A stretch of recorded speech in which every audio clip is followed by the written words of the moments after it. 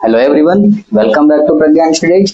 मैं आज लेकर के आया हूँ आपके लिए एक्सरसाइज 2.2 का क्वेश्चन नंबर 1 का सॉल्यूशन और उसके जो कुछ रिमेनिंग पार्ट्स थे वो मैं आज पूरे करवाऊंगा।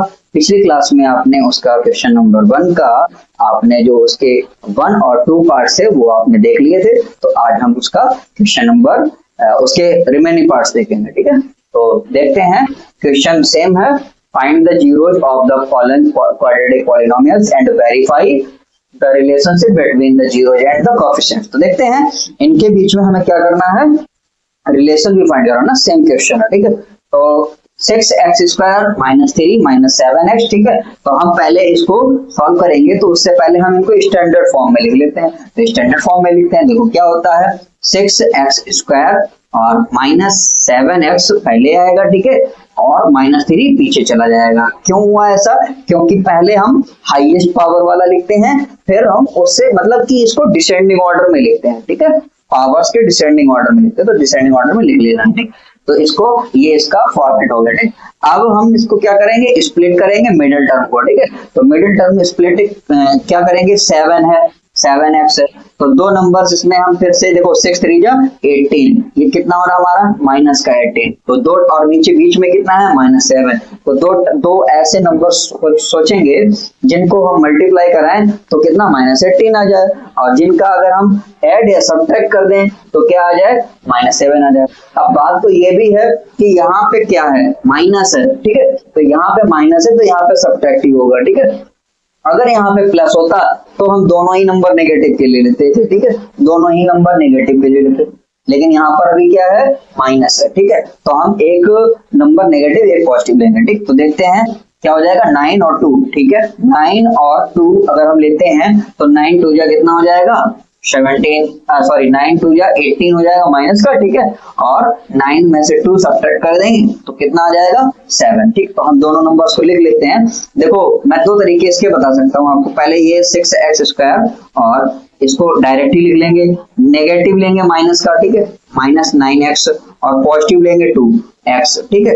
क्योंकि तभी तो इसमें से बड़े को बड़ा अगर नेगेटिव लेंगे तो माइनस यहाँ पे आ जाएगा, अगर हम छोटा नेगेटिव लेंगे तो पॉजिटिव यहाँ पे आता है 7x, ठीक है। लेकिन 7 नेगेटिव दिया गया इसलिए हम बड़ा वाला इन दोनों में नेगेटिव लेके चलेंगे, और -3। और इसको हम ऐसे भी लिख सकते थे एक स्टेप में, क्या, 6x² और माइनस लगा के, और ब्रैकेट में लिख सकते थे क्या, 9 - 2, ठीक है, और बाहर लिख सकते थे x को। अब हम ये भी हम समझिए 9 से 2 सब्ट्रैक्ट करेंगे तो 7 ही आएगा, ठीक है, और फिर से -3, ठीक। इस तरीके से भी कर सकते हैं।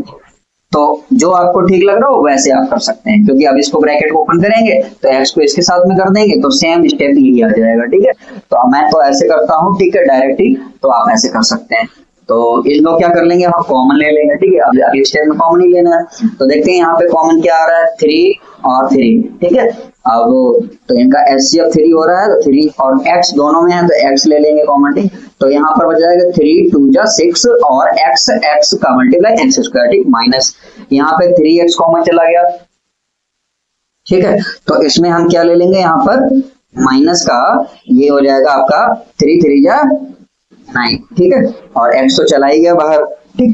तो अब हम इसमें क्या ले लेंगे, यहाँ पर जो भी यहाँ पर सिंबल होता है, सेकंड जो टर्म होता है, ठीक है, थर्ड टर्म में जो भी सिंबल यहाँ पर होता है उसको हम कॉमन ले लेते हैं। तो प्लस है तो प्लस ले लिया, और दोनों में कोई भी ऐसी चीज नहीं जो कॉमन ले जा सके, ठीक है। तो 1 इनका HCF हो जाएगा, 1 कॉमन आ जाएगा, ठीक है, और अंदर बच जाएगा हमारा 2x - 3, ठीक है, सेम। तो इस तरह से इसको रख लेंगे।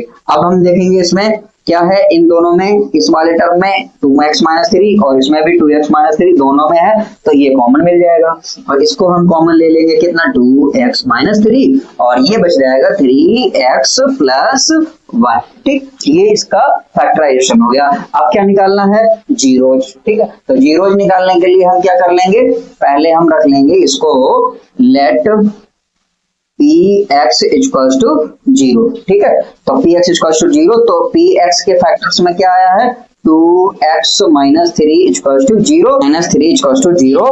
तो इसमें आप देखेंगे 2x = क्या हो जाएगा, +3, और x = हो जाएगा 3/2, ठीक। ठीक है। तो अब हमें इनका जीरो निकालना है, तो क्या कर लेंगे, लेट p ब्रैकेट में x इक्वल्स टू 0, यानी कि इसके फैक्टर्स क्या थे, 2x माइनस 3 इक्वल्स टू 0, तो x इक्वल्स टू कितना आ जाएगा 3/2, ठीक है। और फिर दूसरे का क्या है, again 3x plus 1 equals to 0, तो क्या आ जाएगा x इक्वल्स टू माइनस का 1/3, ठीक है।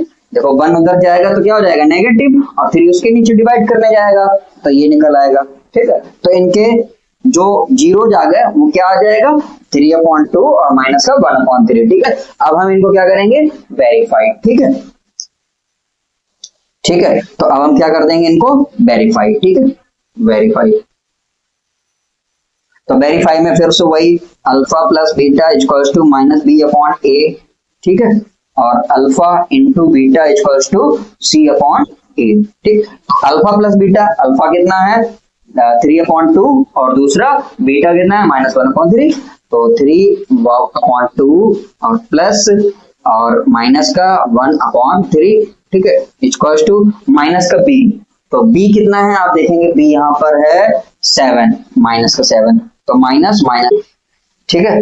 तो ये इसका यहाँ पर आप देखेंगे ये 2 3 जा कितना हो जाएगा 6, और ये हो जाएगा 2 का इसमें 1 में मल्टीप्लाई कर देंगे तो -2 हो जाएगा, ठीक है, यानी कि ये -2, ठीक है। तो ये -2 हो जाएगा और 3 3 जा 9 हो जाएगा, ठीक है। तो ये कितना आ जाए, ये तो इधर आ ही गया अपना, कितना आ जाएगा इधर 7/6, ठीक है, तो 7/6 इधर आ जाएगा, तो ये हमारा हो जाएगा LHS इक्वल्स टू RHS, ठीक है। तो ये भी वेरीफाई हो गया। अब इधर देखते हैं प्रोडक्ट वाला, ठीक है। तो अल्फा कितना है 3/2 और बीटा कितना है माइनस का 1/3, माइनस का 1/3, ठीक है। तो दोनों का मल्टीप्लाई करवा देंगे, और c कितना है -3 और a कितना है 6, ठीक है। तो इनको काट देंगे, माइनस का 1/2 आ जाएगा, और इसका मल्टीप्लाई कर देंगे तो 3 से 3 कट रहा है, तो बच गया कितना -1/2। तो देखो दोनों साइड से सेम ही आ गया, तो इसको लिख लेंगे LHS इक्वल्स टू RHS, ठीक है, हेंस वेरीफाइड, इस तरह से इसको कर लेंगे। तो इसका हम देखेंगे फोर्थ पार्ट। अब देखिए सॉल्यूशन करेंगे इसका, तो पहले इसको ऐसे ही लिख लेंगे 4u² और प्लस 8u। अब आप सोच रहे होंगे कि इसमें तो तीन टर्म है ही नहीं, ठीक है, 2 ही टर्म में है ये, तो इसको हम थर्ड टर्म बनाने के लिए कुछ भी लिख सकते हैं, कांस्टेंट में हमने 0 लिख लिया इसका, ठीक है।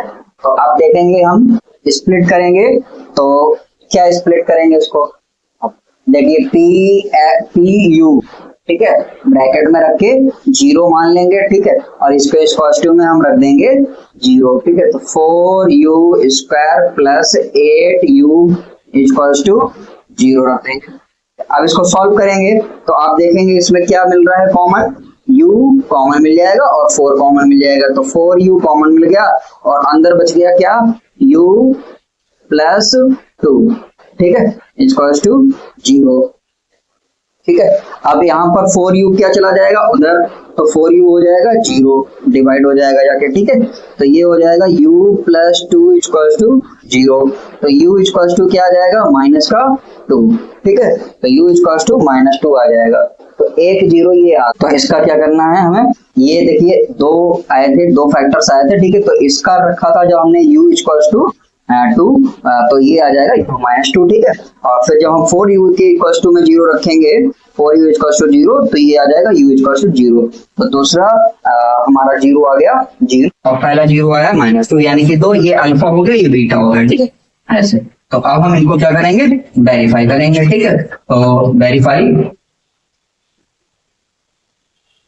Alpha plus beta equals to -b/a, ठीक है। तो अल्फा कितना है -2 रख लेंगे, ठीक, प्लस बीटा कितना है 0 रख लेंगे, ठीक है, इक्वल्स टू -b, तो आप देखेंगे माइनस और 8, ये u की जगह u का कोफिशिएंट जो होता है वो इसमें हो जाएगा b, ठीक है, और a का u² का कोफिशिएंट 4, ठीक है। तो आप यहाँ पर देखेंगे 0 को किसी भी नंबर में ऐड करो तो कोई इफेक्ट नहीं पड़ता है, तो -2 ही रहेगा, और -8/4 ये कैंसिल आउट करेंगे तो ये -2 आ जाएगा, ठीक है। तो ये कितना आ जाएगा -8 -2, तो LHS इक्वल्स टू RHS, ठीक है, ये वेरीफाई हो गया। अब हम देखेंगे प्रोडक्ट, यानी कि alpha into beta equals to C upon A, ठीक।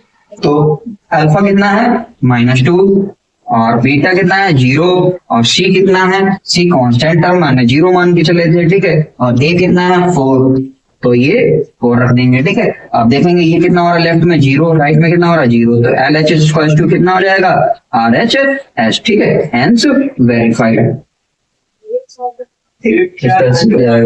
इतना ही। अगर आपको क्लास समझ में आती है तो चैनल प्रज्ञान स्टडीज को सब्सक्राइब करें और शेयर करें।